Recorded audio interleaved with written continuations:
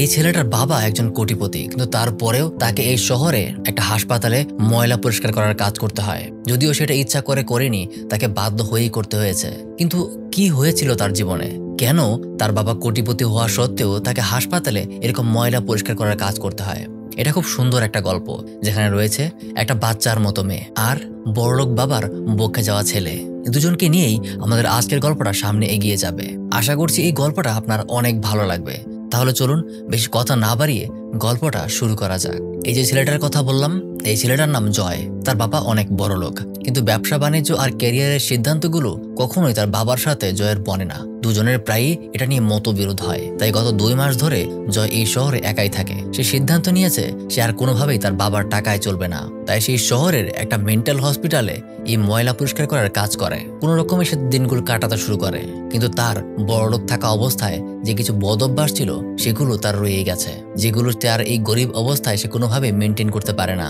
বাবার আন্ডারে থাকা অবস্থায় সে প্রায় লেট নাইট পর্যন্ত পার্টি করত, বিভিন্ন ক্লাবের সুন্দরীদের সাথে গিয়ে নাচানাচি করত, আর যত খুশি তত ড্রিঙ্ক করত। কিন্তু এখন মেন্টাল হসপিটালে পরিচ্ছন্নতা কর্মী হিসাবে এত টাকা তার পক্ষে ইনকাম করা সম্ভব না। সে তার এক আঙ্কেলের কাছ থেকে টাকা ধার করেই চলেছে। এখন ধার করতে করতে এমন একটা সিচুয়েশনে সে চলে এসেছে যে এখন তার কাছে 1 টাকাও নেই। আর যে বারে সে ড্রিঙ্ক করে, নাচানাচি করে, সেখানেও তার অনেক টাকা বাকি পড়ে গেছে। তাকে সেই ক্লাবে এখন ঢুকতেও দেওয়া হয় না। এমনকি গত রাতে একটা মেয়ের সাথে সে ছিল, সেই মেয়েটাকেও সে টাকা দিতে পারেনি। আজকেও যখন সে ড্রিঙ্ক করার জন্য বাড়ি গিয়ে ওয়েটারদেরকে অনেক রিকোয়েস্ট করছিল, তখনই তার এই পাওনাদার আঙ্কেল সেখানে চলে আসে আর তাকে 1 সপ্তাহের মতো সময় দেয়। 1 সপ্তাহের মধ্যেই তাকে তার টাকা পরিশোধ করতে হবে, না হলে তার অবস্থা খারাপ করে ফেলবে। তাই মন খারাপ করে জয় ওই মেন্টাল হসপিটালে এখন ওভারটাইম কাজ করতে শুরু করে। কিন্তু এই ময়লা পরিষ্কারের কাজ করে কোনোভাবেই তার টাকার জোগাড় হবে না। তাই অবশেষে বাধ্য হয়ে সে তার বাবাকে কল করে। কিন্তু তার বাবাকে সে মোটেও বুঝতে দেয় না যে সে কতটা ঝামেলার মাঝে আছে। সে এমন একটা ভাব করে যে সে খুব ভালো আছে, তার একটা সুন্দরী গার্লফ্রেন্ড আছে, তার জীবন নিয়ে সে অনেক সেটেলড। কিন্তু এখন তো তার টাকা লাগবে। তাই কথায় কথায় সে তার বাবাকে বলে সে নতুন একটা বিজনেস শুরু করতে চায়। তার বর্তমান বিজনেসটা একটু মন্দার দিকে আছে। তার বাবা যেন তাকে কিছু টাকা ধার দেয়, সে অবশ্যই বিজনেস থেকে প্রফিট করে তার টাকাগুলো সে ফেরত দিয়ে দেবে।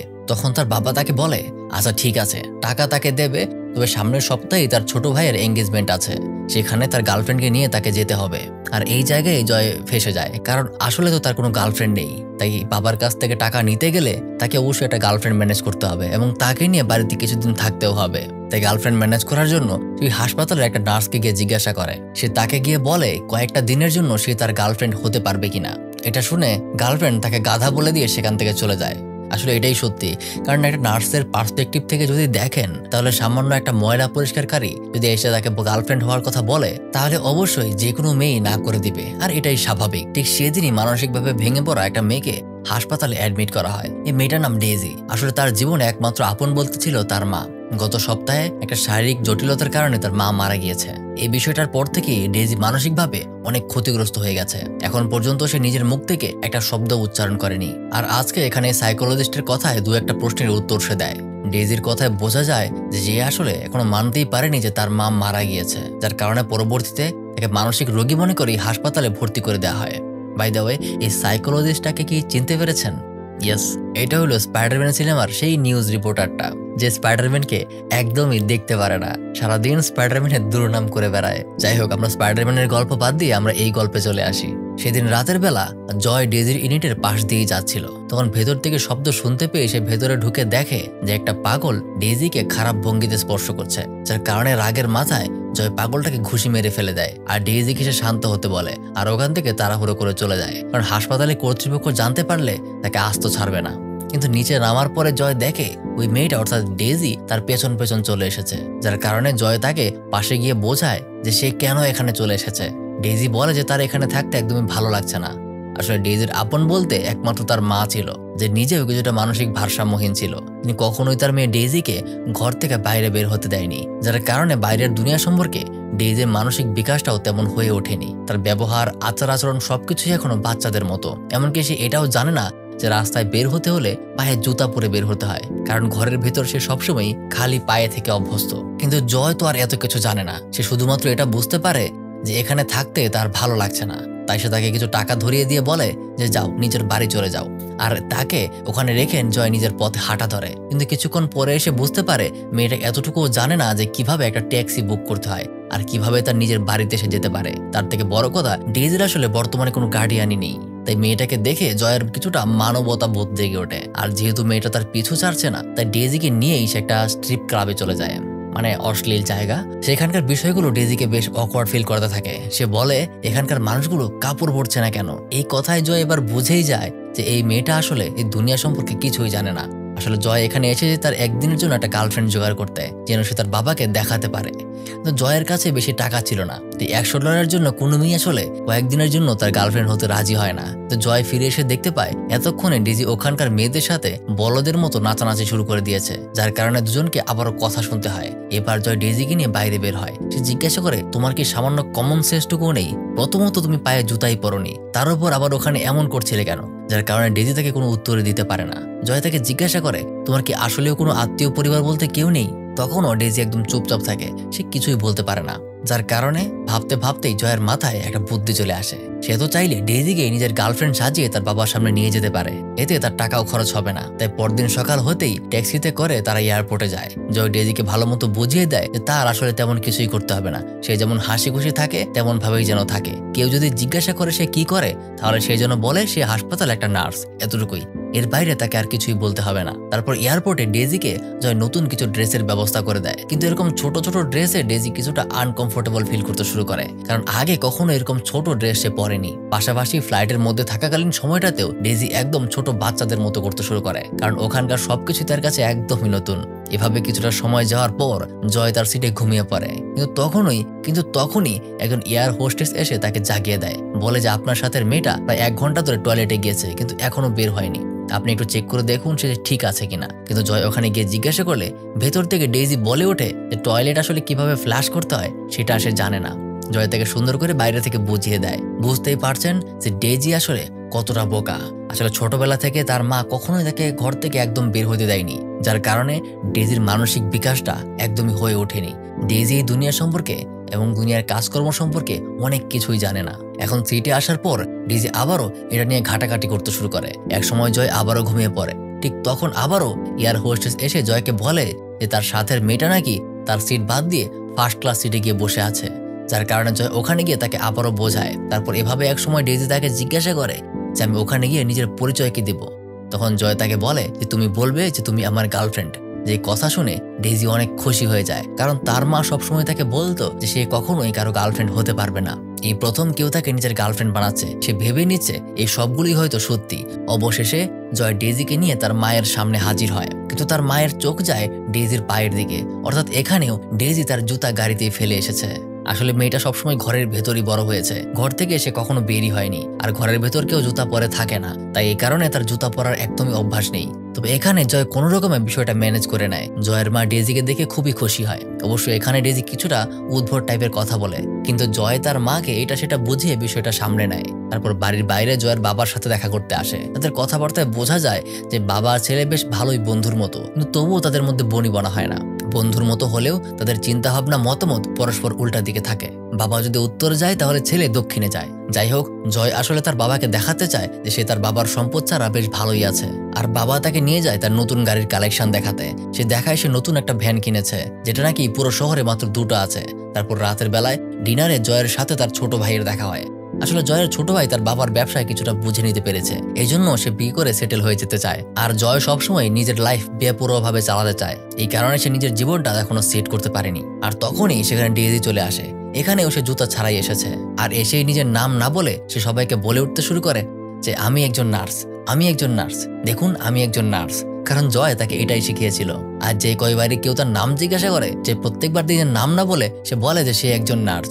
এই কথা ছাড়া আর সে কোনো কিছুই বলতে পারে না। কিন্তু এই পরিস্থিতি সে কিভাবে সামাল দেবে এটাও জয় বুঝে উঠতে পারছে না। এরকম আরো কিছু ছোটখাটো বিষয় পার হওয়ার পর একসময় জয়ের ছোট ভাই জয়কে বিজনেস নিয়ে জিজ্ঞাসা করে, কিন্তু সে জানায় যে সে আপাতত কিছু করছে না। তাই ওখানে জয়ের বাবা জয়কে জিজ্ঞাসা করে তুমি এখন কি করতে চাও, তোমার বিজনেস প্ল্যানটা আসলে কি? যেহেতু জয়ের আসলে কোনো বিজনেস প্ল্যান নেই, তাই সেখানেও সে গুছিয়ে খুব বেশি একটা বলতে পারে না। তবে তখনই ডেজি এসে তার উল্টাপাল্টা কথা বলতে শুরু করে। কথা বলে বলে সে টপিকটাকে চেঞ্জ করে ফেলে।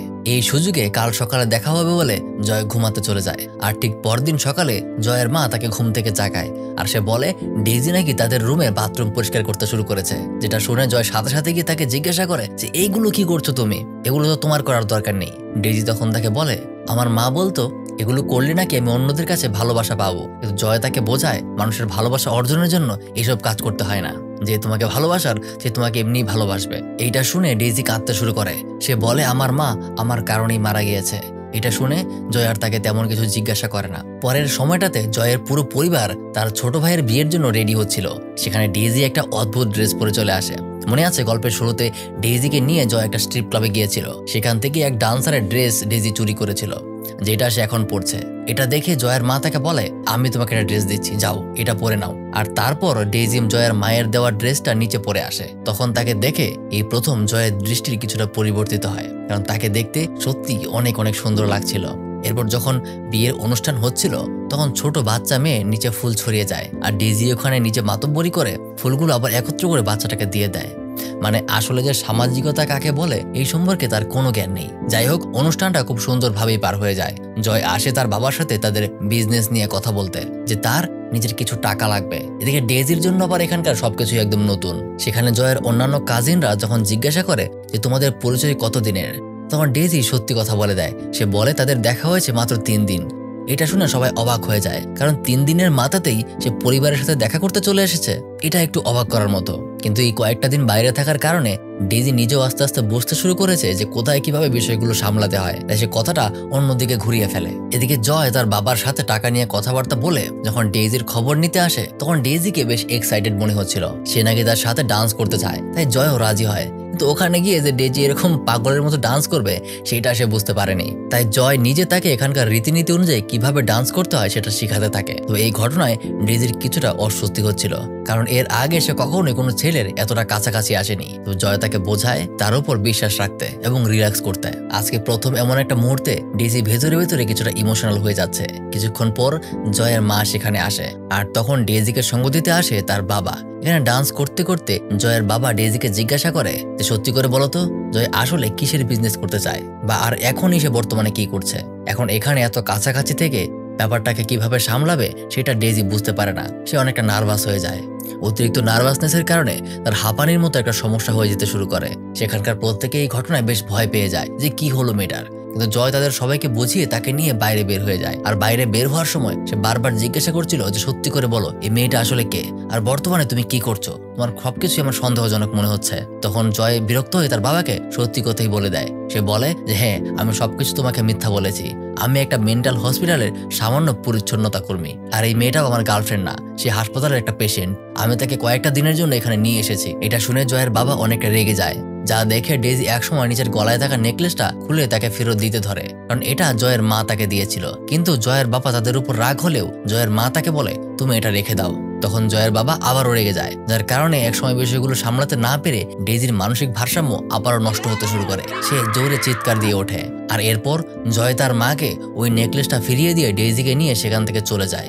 জয় সবার প্রথমে তার বাবার সেই গাড়ির কালেকশন থেকে একটা গাড়ি চুরি করতে যায়, কিন্তু সেখানে একটা গাড়িরও চাবি ছিল না। তবে ডেজি তখন সেই এক্সপেন্সিভ ভ্যানের ভেতর থেকে ওটার চাবি নিয়ে বের হয়। তারপর জয় তাকে সাথে করে নিয়ে ওই গাড়িটা নিয়ে বের হয়ে পড়ে একটা অজানা গন্তব্যের দিকে। তারা জানে না তারা কোথায় যাবে, কিন্তু শুধুমাত্র এটা জানে যে তাকে এই শহর ছেড়ে চলে যেতে হবে। এখানে জয়ের ভেতরে পারিবারিক অশান্তির ঝড় বয়ে যাচ্ছে, আর এর মাঝে ডেজি বাচ্চাদের মতো একের পর এক উদ্ভট কথাবার্তা বলছে। এই বিষয়টা জয়কে খুব ডিস্টার্ব করে।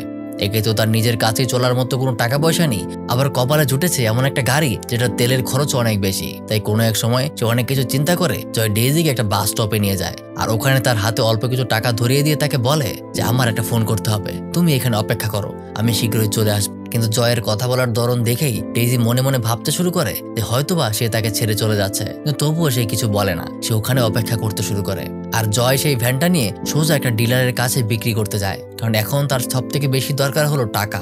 কারণ টাকা না হলে সে তার ঋণগুলো কিছুতেই পরিশোধ করতে পারবে না। আর এইবার যদি সে ঋণ পরিশোধ করতে না পারে তাহলে পাওনাদাররা তাকে মেরেই ফেলবে। যাই হোক, সে ডিলারের সাথে কথাবার্তা বলে ওটাকে বিক্রি করতে পারে না, কারণ প্রথমত এমন একটা দামি গাড়ি এমন একটা ছেলে বিক্রি করতে আসছে যার কাছে কোনো গাড়ির কাগজপত্র নেই, শুধুমাত্র চাবিটা আছে। তারা মনেই করে যে ছেলেটা হয়তোবা গাড়িটা চুরি করে এখানে বিক্রি করতে এসেছে। এটা করতে করতে দুপুর থেকে বিকাল হয়ে যায়। ডেইজি ওখানে এখনো সেই জয়ের জন্য অপেক্ষা করছে। এক সময় তার ওখানকার এক সিকিউরিটি অফিসার এসে জিজ্ঞাসা করে যে তুমি কার জন্য অপেক্ষা করছো। সে জানায় আমার বয়ফ্রেন্ড একটা কল করতে গিয়েছে, সে শীঘ্রই চলে আসবে। আর অপরদিকে জয়কে সেই হসপিটাল থেকে কল করা হয়, যে হসপিটালে ডেইজিকে অ্যাডমিট করা হয়েছিল। জয় তাদেরকে জানায় যে ডেইজি সুস্থ স্বাভাবিক আছে, ওকে কেন হাসপাতালে ভর্তি করা হয়েছে এটাই সে বুঝতে পারে না। তখন ডাক্তার তাকে রাগ দেখিয়ে বলে তুমি কিভাবে কথা বলতে পারো, তুমি কিভাবে এই কথা বলতে পারো, তুমি তার অতীত সম্পর্কে কিছুই জানো না। ছোট থেকে একদম এই পর্যন্ত তাকে ঘরে সম্পূর্ণ তালাবদ্ধ করে রাখা হয়েছে। সে ছোটবেলা থেকে কখনোই নিজের ঘরের বাইরে বের হয়নি। সে সামাজিকতা বোঝে না, সে রাস্তাঘাটে কিভাবে চলতে হবে এটাও বোঝে না। মেয়েটাকে 2 দিন রাস্তাঘাটে ছেড়ে দিলে সে এমনিতেই মরে পড়ে যাবে। এটা শুনে জয় কিছুটা ভয় পেয়ে যায়। সে তাদেরকে সেই অ্যাড্রেসটা বলে দেয় যেখানে সে ডেইজিকে রেখে এসেছে। আর এরপরেই সে পেছনে ডেইজির জুতা জোড়া পরে থাকতে দেখে, যা দেখে এবার তার মাথা খারাপ হয়ে যায়। বারবার তার মাথায় ডেইজির চিন্তায় ঘুরতে থাকে। অপরদিকে এইদিকে ডেইজিকে নেওয়ার জন্য এখনো কেউ আসেনি, তাই এবার সে বাধ্য হয়ে সাহস করে ওখানকার সেই ইনচার্জকে জিজ্ঞাসা করে আপনি কি আমাকে বাড়ি দিয়ে আসতে পারবেন। যখন সেই ইনচার্জ জিজ্ঞাসা করে যে তোমার বাড়ি কোথায়, তখন ডেইজি কিছুই বলতে পারে না, কারণ সে তার নিজের বাড়ির ঠিকানাও জানে না। আর ঠিক তখনই সে পেছনে ঘুরে তাকিয়ে জয়কে দেখতে পায়। আসলে ডেইজির কথা চিন্তা করতে করতে জয় নিজেই আবার তাকে নিতে চলে এসেছে। আসলে জয় বুঝতে পারছে না কেন এই মেয়েটার চিন্তা তাকে এত বেশি ভাবাচ্ছে। ডেইজি তার কাছে এসে তাকে জিজ্ঞাসা করে আর কোনো ফোন কল নেই তো। অর্থাৎ এই মেয়েটা এখনো ভাবছে যে হয়তো ফোন কল করতেই এতটা সময় চলে গেছে। মেয়েটা কতটা বোকা একটু চিন্তা করুন। যাই হোক, এখান থেকেই তাদের আবারও আরেকটা যাত্রা শুরু হয়। এবার জয় নিজেও ডেইজির এই সকল বাচ্চার মতো কথাবার্তাগুলোকে পছন্দ করতে শুরু করে, কারণ সে জানে এগুলো আসলে তার ভেতর থেকেই বের হয়ে আসছে। এগুলো মোটেও বানানো বা মেকি কিছু না। মেয়েটা আসলেও দুনিয়া সম্পর্কে অনেক কিছুই বোঝে না। ধীরে ধীরে সে ডেইজির প্রত্যেকটা বিষয় খেয়াল রাখতে শুরু করে। একদিন আবারও জয় ডেইজিকে কিছু টাকা দিয়ে বলে যে তুমি ভেতরে গিয়ে গল্প কিছু কেনাকাটা করে আসো, আর আমার স্মোক করতে হবে, আমি বাইরেই থাকছি। প্রথম তার ভয় লাগে সে যদি আবারও তাকে ফেলে চলে যায়, কিন্তু তবুও সে টাকাগুলো নিয়ে ভেতরে শপিং করতে যায়। কিন্তু তার কাছে অত টাকা ছিল না, কিন্তু শপিং করে ফেলে 1 বস্তা, যার কারণে তখনই জয় তাকে ওখান থেকে নিয়ে চলে যায়। তবে এই ঘটনায় একটা পুলিশ তাদের পেছনে পড়ে যায়। মনে আছে জয় যখন তার গাড়িটা বিক্রি করতে গিয়েছিল তখন সেই ডিলারের কিছুটা সন্দেহ হয়েছিল, তাই সেখানেই জয়ের বিরুদ্ধে ওই ডিলার পুলিশের কাছে ইনফরমেশন জানিয়ে দেয়, যেখানে তাদেরকে দেখতে পেয়ে এই পুলিশটা তাদের পিছু করছে। কিন্তু এক সময় জয় পুলিশটাকে ফাঁকি দিয়ে বেরিয়ে পড়ে। আর এভাবেই অনেকক্ষণ গাড়ি চালিয়ে রাতের বেলা তারা একটা জায়গায় গিয়ে থামে। আসলে রিসেন্টলি এত দৌড়াদৌড়ির মাঝে জয় ভালোভাবে একটা রাতও ঘুমাতে পারেনি, তাই এখন সে কিছুটা রেস্ট নেবে। সেই জন্য ডেইজিকে সে বুঝিয়ে দেয় যদি কোনো অসুবিধা হয় তাহলে সে যেন তাকে জাগিয়ে দেয়। এই বলেই সে ঘুমিয়ে পড়ে। আর তার ঠিক 1 ঘন্টা পরেই ডেইজি তাকে ডাক দেয়। সে বলে ঘুমানোর সময় সে গড় গড় আওয়াজ করছে, মানে মেয়েটা এতটুকু বোঝে না যে ঘুমের মাঝে নাক ডাকলে এরকমই শোনা যায়। কিন্তু এটা বলেই সে আবার বলে যে বাইরে একটা পুলিশের গাড়ি এসেছে। যেটা শুনে জয় বলে আরে পাগল, তাহলে এটা এত শান্তভাবে কেন বলছো, এটা তোমার আগে বলা উচিত। জয় পুলিশ দেখেই সাথে সাথে গিয়ে গাড়ির ওয়াশরুমে লুকিয়ে পড়ে। আর তখন ডেইজি দরজা খুলে পুলিশকে বলে যে আমার বয়ফ্রেন্ড একটু আগে আপনার গাড়ির আওয়াজ পেয়ে জঙ্গলের দিকে পালিয়ে গেছে। কিন্তু পুলিশ তো আর বিশ্বাস করে না, সে গাড়ির ভেতর ঢুকে চেক করতে শুরু করে। তবে সৌভাগ্যবশত সে গাড়ির ভেতরে কাউকে খুঁজে পায় না, যার কারণে সে ডেইজিকে এখানে অপেক্ষা করতে বলে তার বয়ফ্রেন্ডকে খুঁজতে জঙ্গলে চলে যায়। আর এই সুযোগে ডেইজি সবার প্রথমে পুলিশের গাড়িতে লাগানো চাবিটা খুলে জঙ্গলের দিকে উল্টা ছুঁড়ে মারে। আর ভেতরে গিয়ে জয়কে বিষয়টা জানায়, যা শুনে জয় অনেকটা অবাক হয়, তার মাথায় এত বুদ্ধি কিভাবে আসলো। তখন ডেইজি বলে আরে তোমাকে যদি জেলে যেতে হয় তাহলে আমি একা থাকবো কি করে। অর্থাৎ এই যাত্রায় তারা দুজনই বেঁচে যায়। তারপর আবার তারা ঘুরে বেড়াতে শুরু করে। ঘুরে বেড়ানোর মাঝে তাদের মতোই তারা একটা ভবঘুরে কাপলকে দেখতে পায়। তাদের একটা ছোট্ট মেয়ে আছে। তো সেখানে তাদের সাথে কিছুটা সময় কাটানোর পর ডেইজি মনে মনে ভাবতে শুরু করে যদি তাদের এরকম একটা ছোট্ট বাচ্চা থাকতো। ঘটনা হলো ডেইজি সবসময় একটা ফ্যামিলি চাইতো, যেখানে সে হেসে খেলে সবার সাথে সময় কাটাতে পারবে। কিন্তু তার কপালে কখনোই কোনো ফ্যামিলি ছিল না। তার মা তাকে কখনোই তার নিজের মেয়ের মতো ভালোই বাসতো না। রাতের বেলা ডেইজি জয়কে জিজ্ঞাসা করে তোমার কাজিনরা বলতো তুমি নাকি অনেক বড় একটা প্লে বয়, প্লে বয় মানেটা কি? তখন জয় তাকে বলে আরে প্লে বয় মানে হচ্ছে খেলা করা, প্লে মানে মানে আমি ভালো খেলতে পারি। ডেইজি তাকে আরো জিজ্ঞাসা করে তোমার কাজিনরা বলেছিল তুমি নাকি অন্য একজনের বউয়ের সাথেও কি জানি করেছো, এই কথাটা কি সত্যি? যার কারণে কিছুক্ষণ জয় চুপ থেকে বলে যে হ্যাঁ সেটাও সত্যি। তারপর ডেইজি জিজ্ঞাসা করে তুমি কি তাকে ভালোবাসতে? সেটা শুনে জয় অবাক হয়ে যায়। সে বলে না, আমি কাউকে ভালোবাসতাম না। আর সত্যি বলতে আজ পর্যন্ত কেউ আমাকে এমন প্রশ্ন জিজ্ঞাসা করেনি। তারপর জয় তাকে গুড নাইট বলে সেখান থেকে চলে যায়। পরদিন তাদের যাত্রা আবারও শুরু হয়। তারপরের সময়টাতে এভাবেই তাদের দিনগুলো ভালোই যাচ্ছিল। অবশ্য তাদের কাছে তেমন টাকা পয়সা নেই, কিন্তু তারা একে অপরকে বুঝতে শুরু করেছে। ধীরে ধীরে ডেইজিও কিছুটা স্বাভাবিক মানুষের মতো ব্যবহার করা শিখে নিচ্ছে। পাশাপাশি ডেইজি খুব ভালো রান্নাও করতে পারত, কারণ তার মা তাকে কখনো বাইরে যেতে দেয়নি। সে যেহেতু ঘরে থেকেছে, তাই ঘরের সমস্ত কাজ সে খুব ভালোভাবেই পারে। টাকার অভাবের কারণে জয় বেশ চিন্তিত। তার সামনের খাওয়া দাওয়া সে কিভাবে চালাবে, আর এই গাড়ির তেল ফুরিয়ে গেলে তেলই বা কিভাবে ভরবে, এটাও সে জানে না। তখন ডেইজি তাকে জানায়, যদি আমার কাছে টাকা থাকতো আমি সব টাকা তোমাকে দিয়ে দিতাম। এই বিষয়টা জয়ের খুব ভালো লাগে। আর যাই হোক, এই মেয়েটার মনটা একদম পরিষ্কার, ঠিক বাচ্চাদের মতো। এভাবে একদিন জয়ের অল্প কিছু কেনাকাটার জন্য জয় একটা পাম্পে দাঁড়ায়। সেখানে জয়ের মোবাইলে সেই মেন্টাল হসপিটালের থেকে ডক্টরদের কল আসে। সেখানে জয় তাকে বারবার বোঝাচ্ছে যে ডেইজি কোনো মানসিক রোগী না, সে সম্পূর্ণ সুস্থ। কিন্তু অপরদিকে তাকে বারবার হুমকি দেওয়া হয় যে তুমি পেশেন্টকে নিয়ে এমনটা করতে পারো না, ডেইজি মানসিকভাবে ভারসাম্যহীন। কিন্তু জয় তাকে কোনোভাবেই মানসিক ভারসাম্যহীন দেখতে পাচ্ছে না। সেও পাল্টা চিকিৎসকদেরকে বোঝায় যে তার সাথে আমি অনেকদিন ধরে আছি, সে মোটেও পাগল কেউ না, সে সুস্থ স্বাভাবিক মানুষ, তার চিকিৎসার কোনো দরকার নেই। কিন্তু চিকিৎসকরা তাকে ওয়ার্নিং দেয়, যদি তার কিছু হয়ে যায় এই দায়ভার তোমার উপর থাকবে, সময় মতো তাকে নিয়ে আসো, না হলে তোমার বিরুদ্ধে আইনি ব্যবস্থা নেওয়া হবে। যার কারণে জয় শেষমেশ তাকে বলে, আচ্ছা ঠিক আছে, আমি তাকে নিয়ে আসবো। যদিও এটা সে বলতে চাইছিল না, কিন্তু পাশ থেকে ডেইজি তার এই কথাটা শুনে ফেলে। এটা শুনে সে অনেক কষ্ট পায়, কারণ জয় তাকে কথা দিয়েছিল সে সবসময় তার সাথেই থাকবে। এই সম্পর্কের চড়াই উতরাই পার করে ডেইজি মেনে নিয়েছিল হয়তোবা তারা আজীবন একসাথে থাকবে। কিন্তু সেখানে আজকে জয়ের মুখে এমন কথা শুনে ডেইজির মনটা একদম ভেঙে টুকরো টুকরো হয়ে যায়। সে সোজা গিয়ে তাদের গাড়িতে উঠে পড়ে। আর জয় আসার আগেই ডেইজি একা একাই প্রথম গাড়ি স্টার্ট করে চালাতে শুরু করে, কারণ এতদিনে সে দেখেছে কিভাবে গাড়ি চালাতে হয়। কিন্তু স্টার্ট দেওয়ার পর সে কোনোভাবেই আর এটাকে নিয়ন্ত্রণ করতে পারছিল না। তার গাড়িটা গোল গোল ঘুরতে শুরু করে। জয় তাকে বারবার বোঝানোর চেষ্টা করছে যে ব্রেক লাগাও, তোমার পায়ের নিচেই ব্রেক আছে। কিন্তু ডেইজি বারবার একটা কথাই বলছে, তুমি আমার সাথে অভিনয় করেছো, তুমি কখনোই আমাকে তোমার সাথে রাখতে চাওনি, তুমি আমার বয়ফ্রেন্ডও না, তুমি আমাকে মিথ্যা কথা বলেছ। বলতে বলতেই তখনই তার গাড়িটা সামনের একটা কন্টেনারে গিয়ে ধাক্কা লাগে। সেখানে জয় খুবই ভয় পেয়ে যায় যে ডেইজির কিছু হলো কিনা, কিন্তু দেখা যায় ডেইজির কিছু হয়নি, কিন্তু তাদের গাড়িটা নষ্ট হয়ে গেছে। তারপর জয় ডেইজিকে নিয়ে পাশের একটা ছোট্ট রেস্টুরেন্টে চলে যায়। সে জানে যে একটু আগের ঘটনাটা ঘটলো, এই ঘটনা এখনই এখানে পুলিশ চলে আসবে, হয়তোবা তাকে খুঁজে গ্রেফতার করে নিয়ে যাবে। কিন্তু সে এবার ডেইজির সাথে একটা সিরিয়াস বিষয় নিয়ে কথা বলতে চায়। সে জিজ্ঞাসা করে যে তুমি বলেছিলে তোমার কারণে তোমার মায়ের মৃত্যু হয়েছে, এটা আসলে কিভাবে হয়, এটা আমাকে একটু বলো। তখন ডেইজি বলে, আমার মায়ের একটা অদ্ভুত রোগ ছিল, যে রোগের কারণে সে মাঝে মাঝেই খুব জোরে চিৎকার করে উঠত, আর তাকে আমার ওষুধ খাওয়ানোর দায়িত্ব ছিল। আমার মা ওই রোগ বাদেও আমার উপর অনেক সময় চিৎকার করত, আমি কেন এটা করলাম, কেন ওটা করলাম, আর কখনো আমাকে ঘর থেকে বের হতে দিত না। আমাকে সে ঘরের পোষা কুকুরের মতো করে রাখতো, আর তিনি আমার সাথে কখনো ভালো ব্যবহারও করতো না। তাই একদিন রাতে আমার মা তার এই সমস্যার কারণে আমার উপর চিৎকার করতে শুরু করে। আমি ভেবেছিলাম হয়তো নিজে নিজেই ঠিক হয়ে যাবে, তাই এই জেদ ধরে আমি সেদিন আর মায়ের খোঁজ নিতে তার রুমে যাইনি। পরদিন সকালে উঠে দেখি আমার মা মৃত অবস্থায় পড়ে আছে। আমি যদি সেই দিন মায়ের রুমে যেতাম তাহলে হয়তোবা আমার মা মারা যেত না। এই কথাগুলো শুনে বুঝতে পারে আসলে সমস্যাটা কখনোই ডেইজির ছিল না, সমস্যাটা ছিল তার মায়ের। আর ডেইজি খামোখায় নিজেকে বারবার এতদিন দোষ দিয়ে বেড়াচ্ছিল যে তার কারণে তার মায়ের মৃত্যু হয়েছে, দোষ কোনোভাবেই তার নিজের না। এটা সে ডেইজিকে বোঝায়। তখন ডেইজি বলে, চিন্তা করে লাভ কি, তুমি তোমাকে হসপিটালে ফিরিয়েই নিয়ে যাবে। তখন জয় বলে ওঠে যে না, সে আর তাকে হসপিটালে ফিরিয়ে দেবে না। এখন যাই কিছু হয়ে যাক না কেন, আমি কখনোই আর তোমাকে হসপিটালে ফেরত নিয়ে যাব না। তবে হয়তোবা আমাকে ধরার জন্য পুলিশ আসবে, আমাকে ধরে নিয়ে যাবে, কিন্তু তুমি আমার জন্য অপেক্ষা করো, আমি অবশ্যই আবার তোমার কাছে ফিরে আসব। এই কথাগুলো ডেইজির মনে বিশাল একটা আশার সঞ্চার করে। জয়ের প্রতি তার আবেগ ইমোশনটা আরো অনেক বেড়ে যায়। তবে কথা মতো সাথে সাথেই সেখানে পুলিশও চলে আসে। তারা জয়কে তার পূর্ববর্তী সকল কাজের জন্য ধরে নিয়ে যেতে শুরু করে। আর এভাবে পার হয়ে যায় 2টো দিন। এদিকে ডেইজিকে আবারও সেই মানসিক হাসপাতালে নিয়ে আসা হয়েছে। অপরদিকে জয়ের মা জয়ের বাবার সাথে এই প্রথম কড়াভাবে কথা বলে। সে বলে যে আমাদের ছেলেকে সেন্ট্রাল জেলে ধরে রাখা হয়েছে, আর তুমি এখানে বসে আছো। তুমি নিজের অতীতটার কথা কি একবার মনে করো না? তার বয়সে থাকতে তুমিও এরকম বেপরোয়া ছিলে। তোমার ছেলে তো তোমার মতোই হবে। তোমার বাবা তোমাকে সাহায্য করেছিল তোমাকে ঠিক করতে, এখন তোমার দায়িত্ব তুমি তোমার ছেলেকে সাহায্য করবে।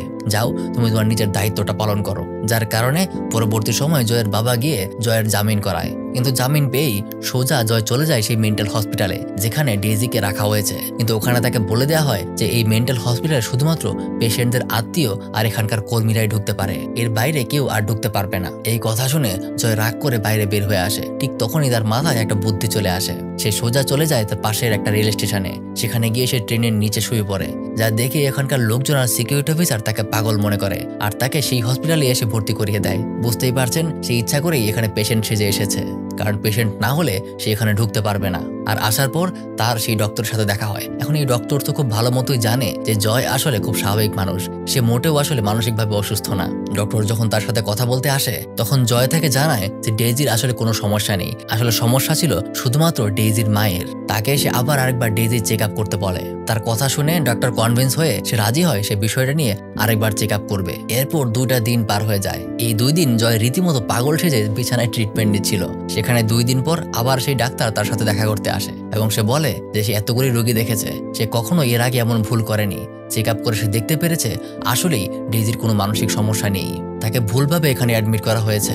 ডেইজির সাথেও কথা বলে দেখেছিল, তার জাস্ট মানসিক বিকাশটা একটু কম হয়েছে, এটাই। এছাড়া ডেইজির আর কোনো সমস্যা নেই। আর সে তাকে এটাও জানায় যে ডেইজি তাকে অনেক অনেক ভালোবাসে। ডেইজির মনের ভালোবাসাটা এই বর্তমান মানুষের ভালোবাসার মতো নয়, সে অনেক বেশি স্বচ্ছ মনের অধিকারী। তার মনে কোনো ধরনের প্যাচগোজ নেই, সে একদম বাচ্চাদের মতো চিন্তা করে। সে আরো বলে তাদের দুজনকেই আজকে হসপিটাল থেকে রিলিজ দিয়ে দেওয়া হবে, সে যেন সবকিছু গুছিয়ে নেয়। এদিকে ডেইজি তার সবকিছু গুছিয়ে নিচ্ছে আর জয় এদিকে তার বাবার একটা চিঠি পায় যেখানে তার পেছনের সমস্ত ভুল তার বাবা মাফ করে দিয়েছে আর সে যেন তার সমস্ত ঋণ পরিশোধ করতে পারে এই জন্য তাকে একটা $40,000 একটা চেকও দিয়ে দিয়েছে। রিলিজ পাওয়ার পর তাদের দুজনের যখন দেখা হয় প্রথমেই তারা একে অপরকে জড়িয়ে ধরে। জয় নিজেও বুঝতে পেরেছে যে সে আসলে ডেইজিকে অনেক ভালোবেসে ফেলেছে আর ডেইজি তো তাকে অলরেডি ভালোবাসে। আর এখানেই তাদের সুন্দর মুহূর্ত দিয়ে এই গল্পটা শেষ হয়ে যায়। আশা করি ভিডিওটা আপনাদের অনেক ভালো লেগেছে। এরকমই আরেকটা মাসুম ভালোবাসার গল্প দেখতে চাইলে এই ভিডিওটা দেখতে পারেন, যেখানে একটা রোবট একটা মানুষকে ভালোবাসে আর রোবটটা মানুষকে ভালোবেসে সেই শেষ পর্যন্ত কত কিছু করে সেটা দেখলে আপনি অবাক হয়ে যাবেন। এতক্ষণ আপনাদের সাথে ছিলাম আমি মারুফ, কথা হবে আবার সামনের আরেকটা ভিডিওতে।